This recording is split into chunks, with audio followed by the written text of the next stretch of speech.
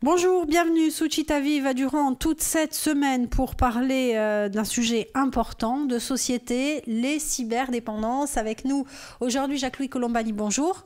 Bonjour. Vous êtes l'auteur d'un livre, d'un essai en fait, sur cette cyberdépendance, les enjeux criminologiques. C'est le titre exact de votre livre. Alors on va en parler durant toute cette semaine parce que c'est un sujet forcément d'actualité, c'est un sujet de société tout simplement. Cyberdépendance, enjeux criminologiques. Cyberdépendance, on a plus ou moins l'habitude d'entendre parler. Petit manuel pratique, liberté de penser et droit pénal sur Internet, effectivement, puisqu'on va dire à nos auditeurs que vous êtes avocat de formation, c'est important de le préciser. Mais la première petite remarque, c'est vrai que cyberdépendance, on a l'habitude d'entendre. Enjeu criminologique, c'est vrai que c'est un peu moins, on est un peu moins dans cette pensée-là.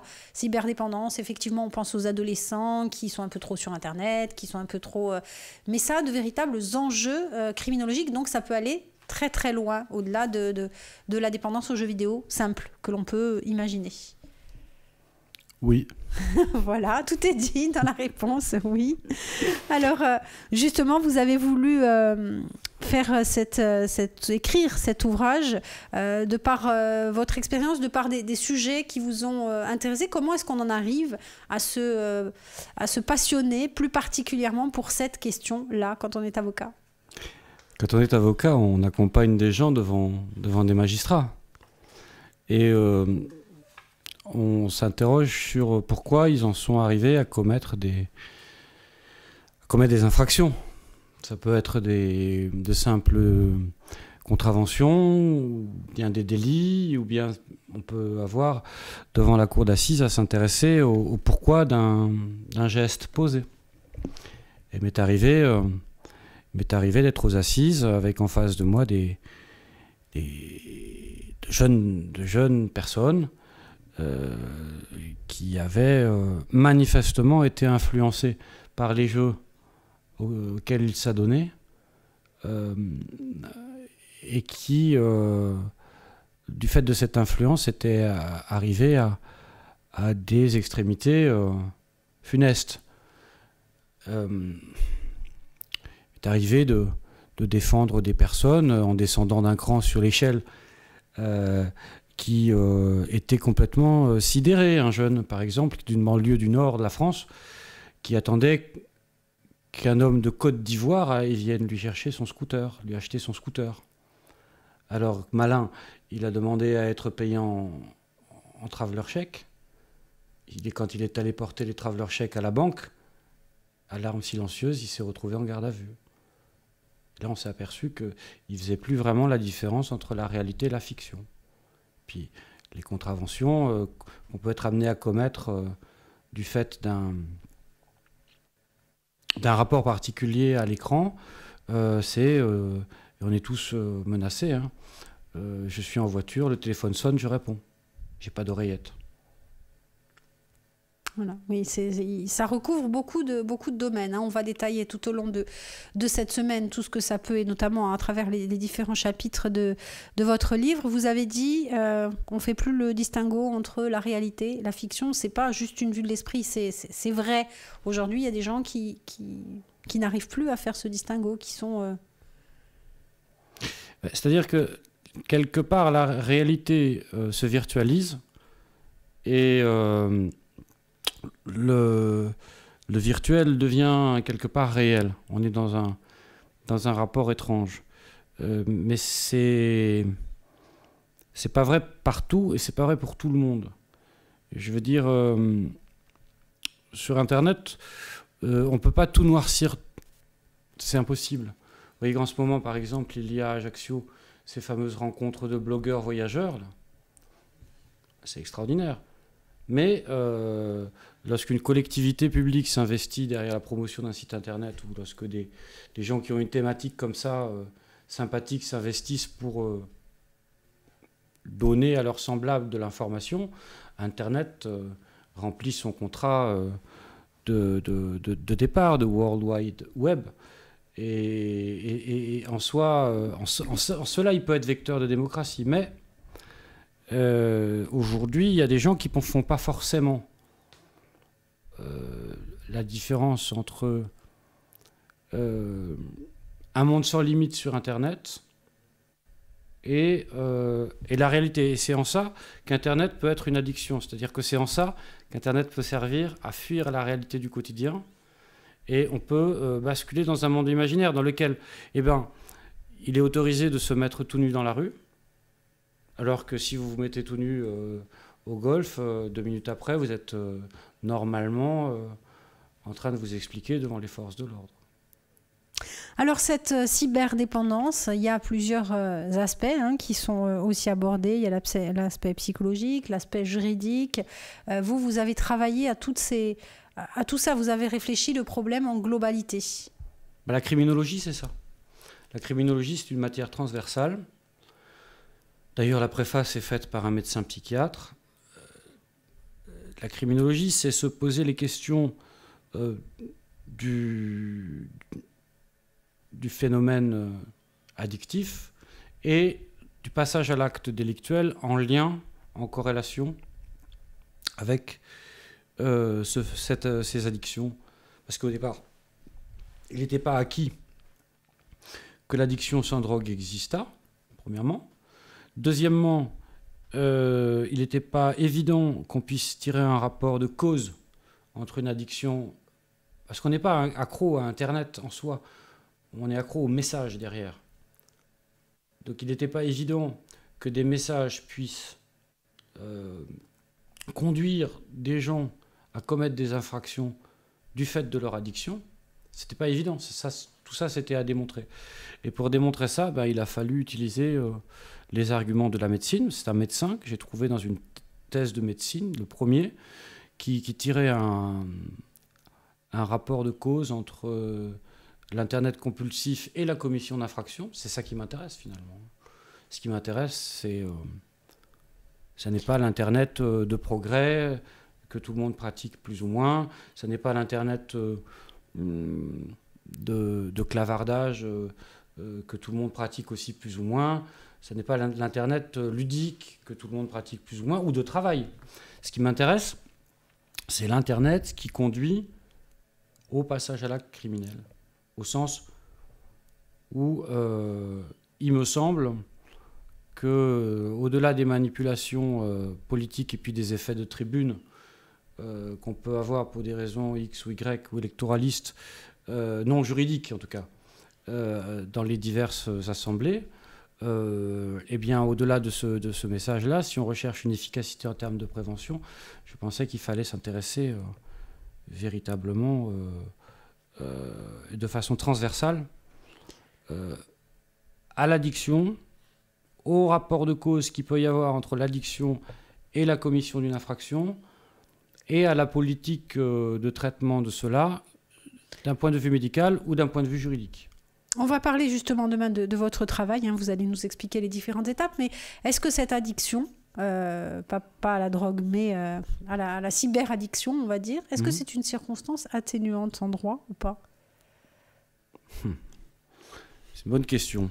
On dit que l'alcool est une circonstance aggravante, on dit que la drogue est une circonstance aggravante. Moi, je ne pose pas le problème comme ça.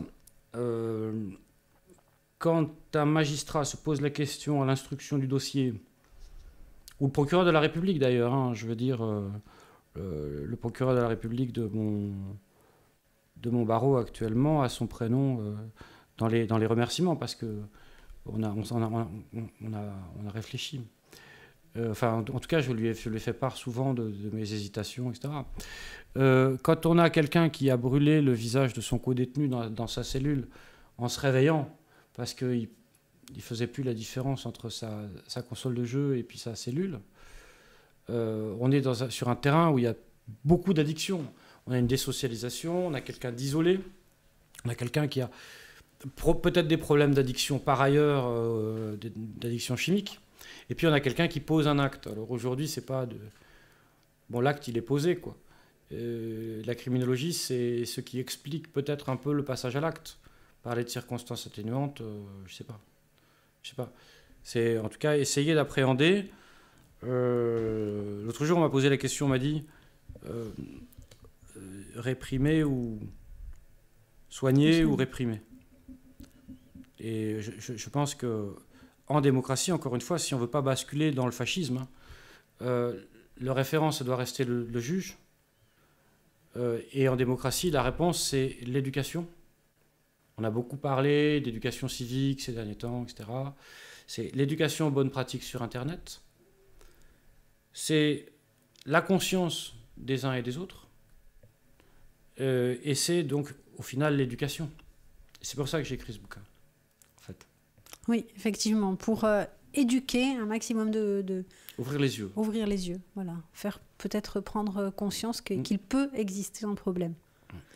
Merci beaucoup. On va se retrouver demain pour parler à nouveau de votre livre et de votre travail. À demain.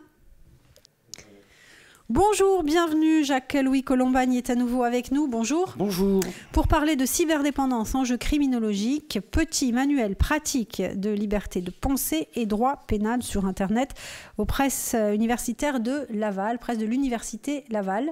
Voilà, pas PUL, donc, presse de l'Université Laval. Donc, Jacques-Louis Colombagne, ce livre, vous allez nous expliquer un peu. Vous avez travaillé, donc, on a dit hier, sur de multiples domaines, donc à partir d'une thèse de médecine aussi, pour ouvrir les yeux, pour sensibiliser un maximum de monde. Comment s'est passé votre travail? On imagine, on a vu un petit peu dans ce que vous avez écrit que c'est beaucoup, beaucoup de travail. Ah, beaucoup de travail, ça c'est sûr. Beaucoup de travail, beaucoup de souffrance aussi. Parce que j'ai soutenu à l'Institut de criminologie et de droit pénal de Paris d'abord un mémoire. Et à l'issue, on m'a dit qu'il faut écrire un essai.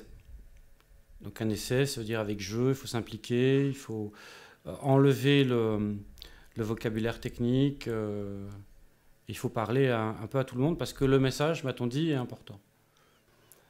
Alors j'ai essayé, effectivement, au Québec, j'ai trouvé les chercheurs de l'Université de Laval avec le professeur Melkevic, qui travaille avec le professeur Tsitsis du département international de l'Institut, qui m'ont donné les moyens, effectivement, de rendre ma pensée accessible,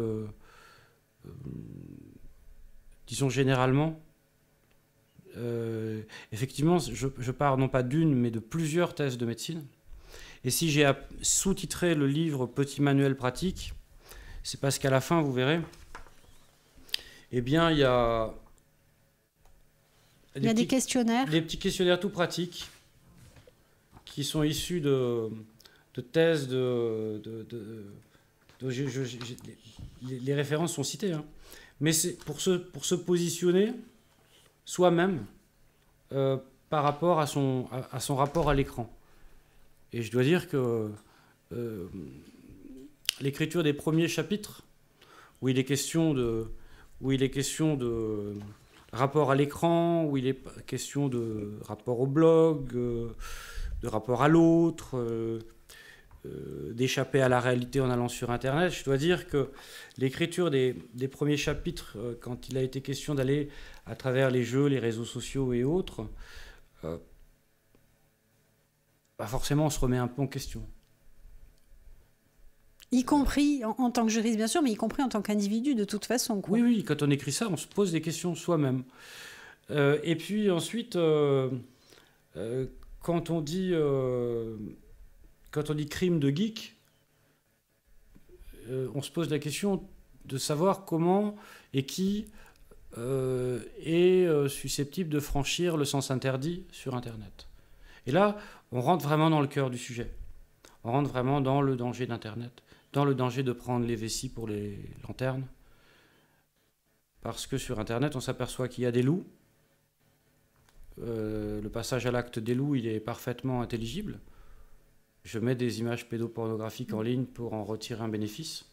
Je suis caché derrière des proxys dans un paradis fiscal et je fais mon affaire pour gagner de l'argent, l'esprit de lucre. Et puis, il y a un animal hybride entre le pigeon et le mouton. C'est le moujon. Lui, il paye l'addiction, en fait, quelque part. On a mis au point des logiciels aujourd'hui qui attrapent la conscience de l'internaute, le met dans un rapport de soumission au protocole même de la machine, sans qu'ils s'en aperçoivent. Ils rentrent dans le site de jeu, ils commencent à jouer de façon maladive et là, hors du contrôle de la police des casinos. Et effectivement, il peut se mettre en danger les autres, comme avec des escroqueries à l'occasion de son addiction au jeu.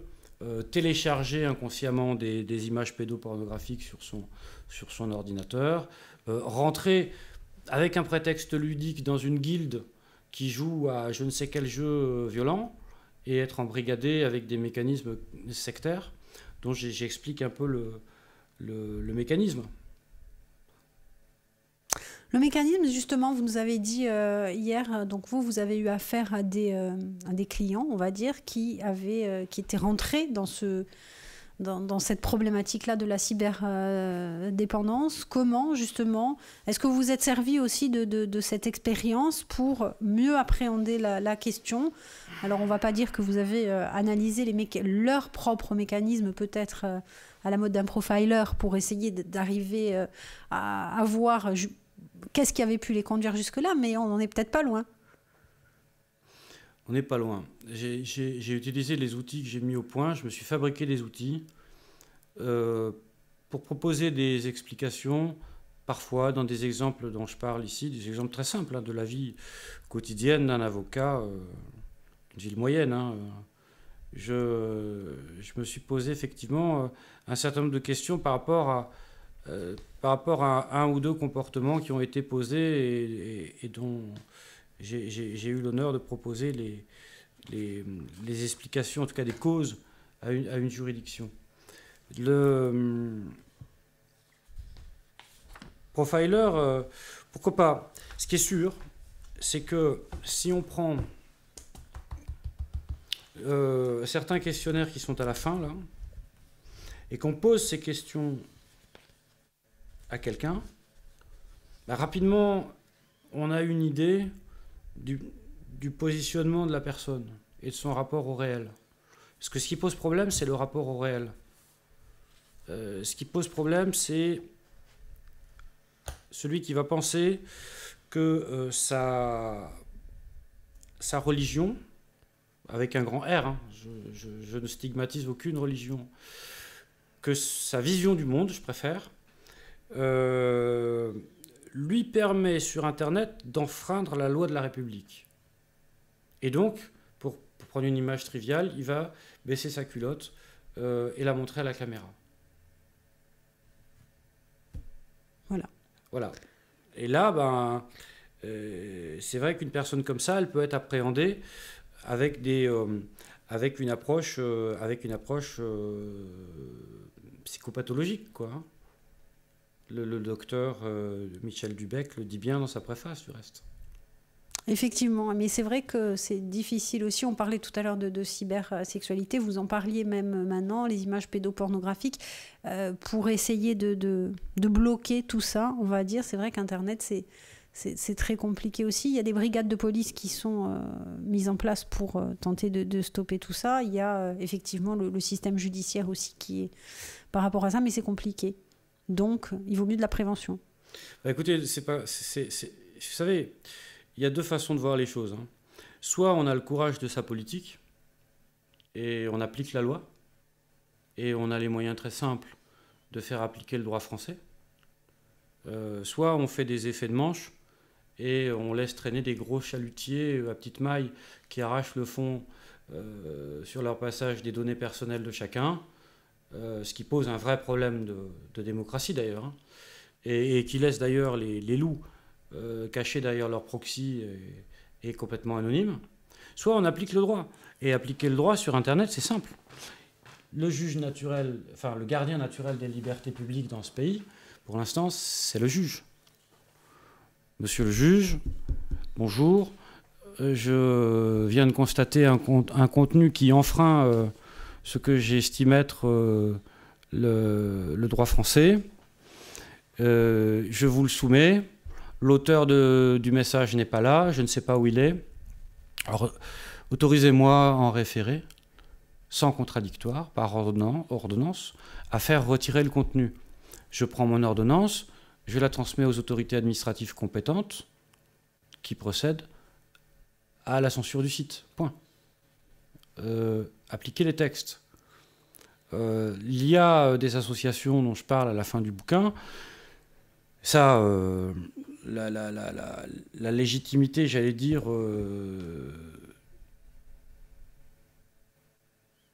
démocratique de ce type d'action est posée, hein, qui ont fabriqué un faux profil de petites filles philippines. C'est un petit peu la démarche des Anonymous. Hein. Et puis, qui ont balancé au FBI je ne sais combien de personnes qui se sont fait attraper par l'avatar. Ce qui est important pour le jeune, le vieux, l'internaute ordinaire, j'allais dire, que nous sommes tous, c'est de savoir que derrière chaque image que l'on voit sur Internet, on n'est pas sûr de qui est derrière, sauf à avoir un rapport de connaissance à la base. On se retrouve comme avec cette histoire de blogueurs voyageurs à Ajaccio, tous ensemble à visiter la Corse pour le plus grand profit et plaisir de la collectivité. Tant mieux. Mais on se connaît. Soit on doit avoir un réflexe de méfiance par principe. On doit savoir que tout ce qu'on met sur Internet, par principe, est public. On doit se défier de l'idée d'anonymité. Ça n'existe pas. On doit savoir que tout ce qu'on fait sur Internet est public. Et c'est en cela que les politiques doivent être, à mon avis, plus courageuses. Parce que restreindre un certain nombre d'autorisations qu'on a données jusqu'à présent, ça implique d'avoir un courage politique bien supérieur au fait que lorsqu'on voit quelqu'un qui perce un trou dans un mur, on prend une nouvelle loi pour interdire de percer les trous dans les murs. Comme si prendre une nouvelle loi pour interdire de percer un trou dans un mur, ça allait empêcher les perceurs de trous dans les murs de faire des trous dans les murs. On est dans une inflation législative qui peut dénoter une certaine impuissance des pouvoirs publics. Je pense qu'il est temps de se réveiller là aussi. Et de faire une vraie politique en amont et de ne pas attendre qu'une catastrophe faire de la formation, arrive, bien sûr. Merci beaucoup, Jacques-Louis Colombagne. On va se retrouver demain pour parler justement de cette politique, en France, bien sûr, mais aussi à l'international, parce que ça fait partie aussi d'un des chapitres de votre livre. À demain. À demain, Maria. Bonjour, bienvenue. Bonjour, maître Jacques-Louis Colombagne. Bonjour. Bonjour. On parle aujourd'hui de votre livre, donc sur la cyberdépendance et les enjeux criminologiques. Un livre aux presses universitaires de Laval. Donc, on a beaucoup parlé effectivement de cette prévention nécessaire et on s'est quitté hier en disant les politiques doivent être plus audacieuses, notamment en France, mais pas seulement, parce que forcément, Internet, c'est un outil mondial et que donc, d'un pays à l'autre, peut-être que les législations changent. Est-ce qu'on peut faire appliquer quelque chose dans un pays et qui ne le serait pas dans un autre? Est-ce que c'est ça aussi l'enjeu de votre livre, savoir un peu les passerelles qui peuvent exister d'un pays à l'autre, un peu comme dans les conventions d'extradition pour une personne, ou est-ce que ça sert à ça aussi? Carrément. J'ai envie de dire, pour être trivial, lorsque j'ai présenté ce travail, des débuts de mes recherches à Genève, des fonctionnaires internationaux dans l'assistance, je commençais à expliquer un petit peu là où je voulais aller. Ça n'a pas dû plaire à tout le monde. Hein. Pas, disons que je pense que j'ai des ennemis puissants, mais j'allais dire tant mieux. Au moins, vous ne laissez pas indifférent, c'est déjà... Mais là, en l'espèce, c'était pas le but de me faire des ennemis. Au contraire, puisque cette publication, elle est sous l'égide d'un fonds qui est une chaire de philosophie du droit qui est administrée par l'UNESCO. Donc, bon, j'ai pas prêché dans le désert, puisque le livre est déjà sorti au Québec. Effectivement, il y a une approche transnationale. Et moi, je pense que le législateur des années 1800, le législateur qui accompagnait l'avènement de l'électricité, le législateur qui accompagnait le cheval-vapeur, celui qui accompagnait le début de l'industrialisation, il était beaucoup, beaucoup, beaucoup plus compatible avec le progrès que le législateur d'aujourd'hui qui nous fait un millefeuille de texte aussi intelligent qu'inapplicable. Et prenons l'exemple de la loi Hadopi. Hein. Il y a le fameux le collector Dédé ça va couper. J'invite les auditeurs à bloguer Dédé ça va couper et Hadopi HADOPI, comme si on pouvait mettre un fonctionnaire de police derrière chaque internaute et surveiller le moindre téléchargement qui peut se passer derrière le proxy d'un café. Enfin, vous voyez, ce sont des lois qui sont faites pour faire dormir le citoyen. En démocratie, la réponse, c'est le juge et la conscience de chaque citoyen qui doit respecter la loi. Et la volonté de l'État de faire, correspondre l'ordre public réel et l'ordre public virtuel. Et de ne pas donner les fichiers qu'on collecte au passage aux entreprises publiques qui vont se passer du juge pour couper l'eau ou pour couper l'électricité. Parce qu'aujourd'hui, on pense à enlever les juges, enlever les huissiers, enlever les officiers ministériels, parce que c'est beaucoup plus simple de donner ça à l'administration sans passer par la phase contradictoire, et puis boum, on va au résultat. C'est plus la démocratie, ça. Bon. Alors, il y a des pays qui réagissent comme ça, qui sont très, très, très totalitaires. La Corée et la Chine, qui ont eu le courage de dire à Google, et je ne veux pas faire de publicité particulière à un moteur de recherche, mais qu'ils leur disent, voilà, si vous voulez utiliser votre moteur de recherche dans notre pays, eh ben vous faites comme on vous dit. Il y a des informations qui ne sont pas accessibles, et c'est tout. Il y a un émir dans un pays du Golfe qui a dit, chez moi, on est libre. Pour ceux qui veulent danser, il y a des boîtes de nuit. Pour ceux qui veulent prier, il y a des mosquées. Et puis pour ceux qui veulent enfreindre la loi, il y a les prisons. Donc ils disent, c'est marqué sur le site internet à l'arrivée, quand vous prenez votre visa, on dit voilà, sur le territoire de notre sol, il y a des choses qu'on ne peut pas, des programmes qu'on ne peut pas embarquer, des sites sur lesquels on ne peut pas aller, voilà la liste. Et ils expliquent, chez vous, lorsque vous avez eu un problème avec la vente sur internet d'objets nazis, vous avez fait interdire. Et bien chez nous, c'est pareil, avec un certain nombre de sujets. Et ne croyez pas que vous êtes à l'abri, on vous voit, on voit vos machines, on a une police qui est dédiée à ça, et si on vous attrape, eh ben vous assumerez les conséquences. Donc c'est vraiment... Il y a des États, en Afrique, je rentre de voyage, il y a des États qui disent, on a des populations qui sont isolées, ces populations isolées peuvent être la cible de messages dangereux. Nous, on fait de la présence sur le terrain, on assiste les gens, on leur donne de l'information, on leur donne l'accès à la pluralité et on protège le cerveau de nos jeunes qui finalement aujourd'hui est mis en danger par un certain nombre de messages qui circulent sur Internet. C'est ça aujourd'hui le vrai danger.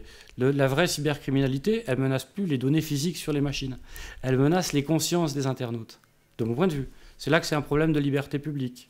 En Corse, si demain je veux monter une association de promotion de la bandera, je ne voudrais pas qu'on vienne me chercher, déjà que sur un terrain de foot, je risque d'avoir des soucis, mais sur le terrain de la liberté de penser, je voudrais qu'on me laisse tranquille avec mon drapeau. Vous voyez ?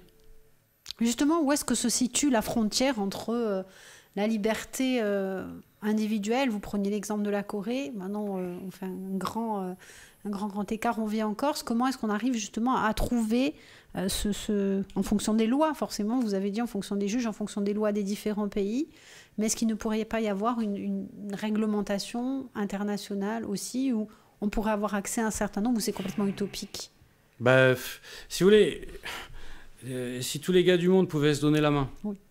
Moi, je veux bien, mais aujourd'hui... Non, mais entre interdire, par exemple, une association de la bandera en Corse, on prend des exemples totalement qui n'a rien de malsain en soi, et ça pourrait être interdit, ou vous pourriez être fiché à cause de ça. Oui, mais je le suis. Voilà, vous l'êtes.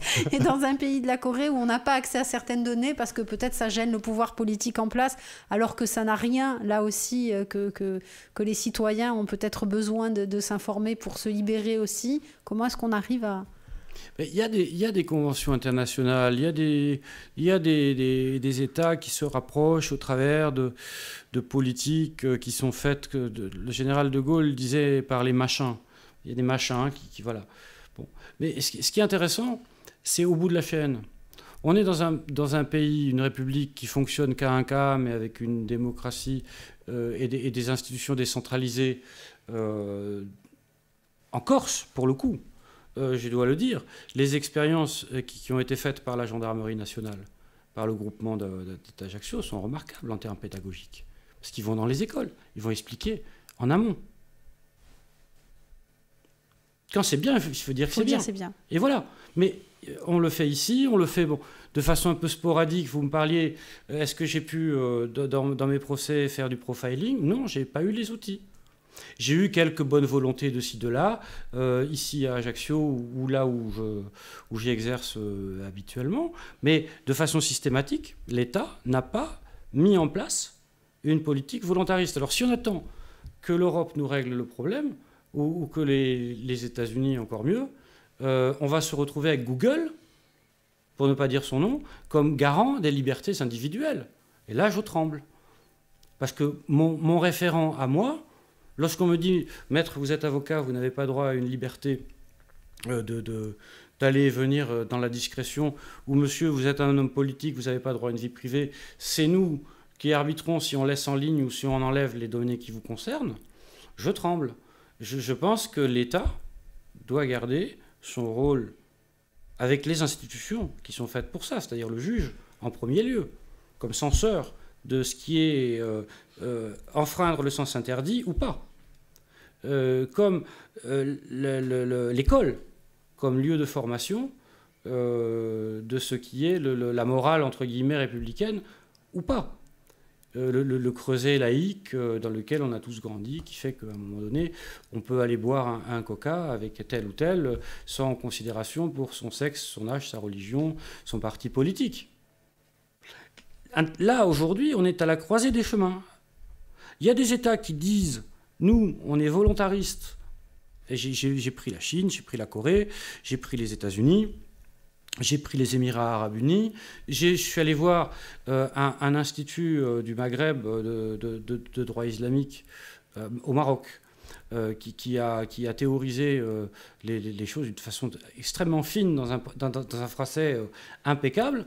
Il y a des États qui savent quelles valeurs ils vont vendre sur Internet et qui font en sorte que le droit s'applique de la même façon sur Terre, dans la vraie vie, que sur la toile. Moi, le sentiment que j'ai, c'est qu'on a les moyens. Bon, et on pourrait rajouter des petites modernités dans la loi. On pourrait, par exemple, amender le code pénal pour dire le juge va pouvoir prononcer une injonction de soins, une surveillance de l'internaute, une interdiction de se connecter. Ça, c'est pas possible. Mais il suffit d'une phrase pour le rajouter. C'est pas la peine de faire un machin, une usine à gaz qui va servir à rien. Pour définir une politique de santé publique, j'allais dire, globale, de prévention, de formation dans les écoles, pour reparler de la France, hein, ce n'est pas un grand écart. Je positionne la France en miroir par rapport à d'autres législations qui sont plus volontaristes, je trouve. La France, aujourd'hui, se perd dans des effets de manche. J'allais vous dire, le sage montre la lune, l'idiot regarde le doigt. Et j'ai l'impression que c'est ce qu'on est en train de faire avec les errances de loi sur le renseignement. D'ailleurs, si le président de la République a décidé par avance de saisir le Conseil constitutionnel, c'est qu'il a bien dû se dire qu'il y avait un problème quelque part. Ouais. Ça risquait de riper quelque part. On va se retrouver non pas demain, maître Jacques-Louis Colombagne, on va se retrouver vendredi, parce que demain c'est jeudi d'Ascension, donc pas d'émission. On va se retrouver vendredi pour notre dernière émission. Et on va parler bien sûr de la loi sur le renseignement, parce que forcément, c'est lié. Très bien, merci. À vendredi. À vendredi. Bonjour et bienvenue, dernier rendez-vous de la semaine pour vous parler de cyberdépendance et enjeux criminologiques, un ouvrage signé Jacques-Louis Colombagne, maître Jacques-Louis Colombagne, avocat au barreau de Dunkerque. Bonjour. Bonjour. Alors, évidemment, tout ça, cyberdépendance, cybercriminalité, cybersexualité, c'est tout un ouvrage à vocation pédagogique, on l'a dit depuis le début de la semaine, et c'est très très important. Quand est-ce qu'on va pouvoir le découvrir en France, ce livre ? Eh bien, j'ai reçu un mail mardi me disant que mes exemplaires d'auteur étaient à ma disposition. Donc, je vais les recevoir, j'espère, la semaine prochaine. Et il est déjà en vente depuis un mois au Québec. Et la FNAC l'annonce en France au mois d'août. Bon, on espère peut-être avant, voilà. C'est la magie de... Ah oui, non, mais c'est ça. C'est la magie de l'édition. Exactement. Alors, Jacques-Louis Colombani, forcément, on est obligé de penser à cette fameuse loi sur le renseignement qui sollicite, qui crée plutôt beaucoup de remous. Alors, on a vu un certain nombre d'avocats monter au créneau contre cette loi sur le renseignement. On a bien compris que vous aussi, vous étiez un fervent défenseur du pouvoir plein et entier du juge, et non pas que ça passe dans le domaine administratif aussi. Est-ce que vous êtes plus mitigé que ça ? Moi, je suis effondré. En vérité, je suis effondré parce que j'ai eu à défendre un professeur qui enseigne dans une université américaine et dont le nom était, disons, maltraité par un blog ou par le site internet d'un quotidien, on va dire. Il y a dans la loi informatique et liberté un article qui permet de débarrasser la toile des données périmées. Ça s'appelle comme ça, c'est sobre, c'est données périmées. J'ai écrit un mail au journal en question qui a parfaitement compris le message et qui a retiré, fort heureusement, l'article. Voilà. Donc, les moyens juridiques, ils existent. On a d'excellentes écoles, que ce soit pour les magistrats, pour les avocats, pour les policiers et les gendarmes, dans lesquelles on peut donner des formations ou en recevoir. Vous n'avez pas cité les procureurs. Mais les procureurs sont des magistrats. Et les procureurs, ils croulent déjà sous une somme de pouvoir, notamment de direction d'enquête, puisque le juge d'instruction aujourd'hui a tendance à prendre un peu de champ. Et on a tendance à ouvrir beaucoup de choses en préliminaire. Le pauvre procureur est écartelé entre sa fonction de direction de police et sa fonction de magistrat. On n'est pas allé au bout de la réforme qui fait que l'avocat pourrait être associé à l'enquête en garde à vue, demander des actes avec un directeur d'enquête qui aurait, lui, pour le coup, les mêmes prérogatives qu'un juge d'instruction. Donc on aurait un débat contradictoire ab initio, et pourquoi pas, après tout. Aujourd'hui, le procureur de la République, il se retrouve avec tous les képis, toutes les casquettes. Et je dois dire, ça ne doit pas être forcément simple à gérer tout le temps sans contre-pouvoir. Parce qu'il faut se dire que lorsqu'on n'a pas de contre-pouvoir, on peut basculer dans l'excès. Et c'est pas ici... D'accord. Voilà. Est-ce que c'est toi développer, prendre une image? Non, c'est bon. Voilà. Je pense que nos auditeurs auront compris. Voilà. Je vous ai compris, comme diraient les générales. Voilà. Donc, aujourd'hui, la loi sur le renseignement, c'est une strate de plus pour le gouvernement qui se décomplexe par rapport à des procédés que... Poniatowski n'aurait pas pu utiliser, finalement, ou même de faire. C'est-à-dire que là, on va très, très, très, très loin. Sans passer même par le procureur qui est magistrat, on permet de façon nette et précise la mise en place de capteurs, de boîtes noires, de je ne sais quoi. Bon. Comme si ce n'était pas déjà le cas. Comme si French-Flon ou Échelon n'existait pas d'ores et déjà. Il faut arrêter de faire croire aux Français des choses qui ne sont pas. En France, tout ce qui est cryptage de haute intensité est soit interdit depuis longtemps, soit soumis à déclaration préalable. Il y a une autorité de contrôle, ou alors on constate l'échec de ces autorités-là qui sont là. Il y a une autorité de contrôle, et tout ce qui se fait à travers Internet doit être déclaré pour des raisons de défense nationale. Bon. Dans les enquêtes, les réseaux sociaux sont très pratiques, les téléphones portables sont hyper pratiques, Et effectivement, monsieur, ah oui, vous n'êtes pas allé là, bah écoutez, vous avez déclenché telle balise à tel endroit, on est désolé, c'était pas votre téléphone. Ah bon, bah c'était pas votre téléphone, pourtant c'était votre numéro. On le voit tous les jours. Et c'est même affolant, parce que pour faire un constat sur Internet, à votre profit, je vais chercher un huissier de justice qui doit suivre un protocole défini par la Cour de cassation, extrêmement rigoureux dans son constat, pour apporter la preuve de la mise en ligne d'un contenu. Formalisme dont voudrait s'affranchir l'État. Et vous vous retrouverez, ah ben voilà, on voit une paire de jambes là, ah ben très bien, oui ben c'est vous, hein. Ah non, c'est pas moi. Bah si, c'est vous. On vous dit, là, on a toutes les raisons de penser que vous étiez là, à cet endroit-là, à cette heure-là. Et la caméra que nous avons installée au feu rouge a dit que c'était vos chaussures qui étaient là. C'est vous. Allons. Et on se passe du débat contradictoire pour mettre le petit robot comme juge. Prenez les contraventions.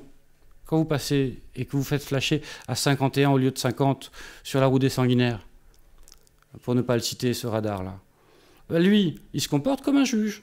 C'est-à-dire que vous recevez un PV, sans voir la photo, on vous dit que c'est vous, et si vous payez la contravention, eh bien, vous êtes jugé, sans passer par un magistrat, on vous enlève des points.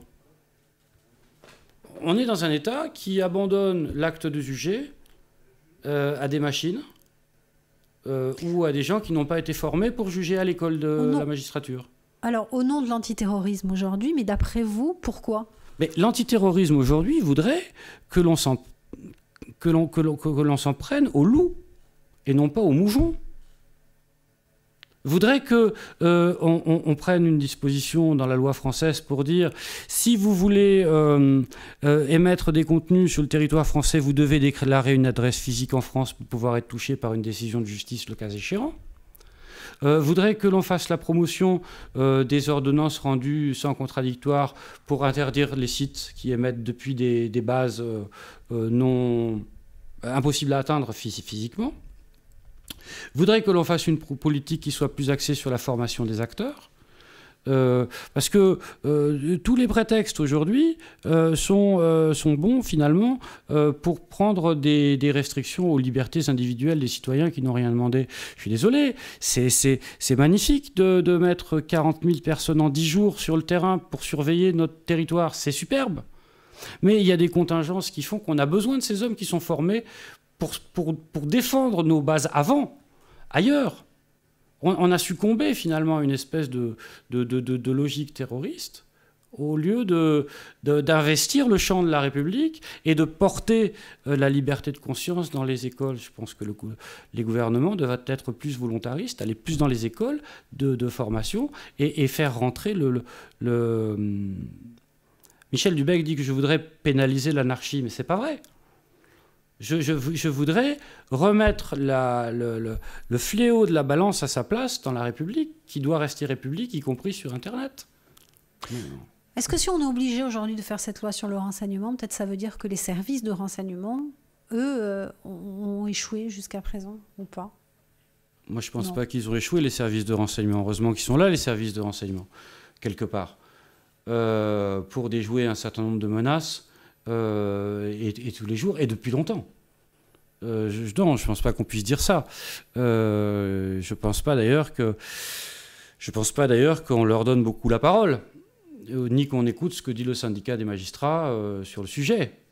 Il faut arrêter de penser que parce qu'on va fliquer, passez-moi l'expression, ou mettre une machine plutôt, pour remplacer un agent de police ou un officier de police judiciaire pour surveiller toutes les autres machines, avec ce simple truc-là, on va empêcher un fou de se lever un matin pour abattre un enfant à la sortie d'une école, parce qu'il a une kippa sur la tête, ou parce qu'il a un voile, ou parce qu'elle a un voile sur la figure. Vous voyez ?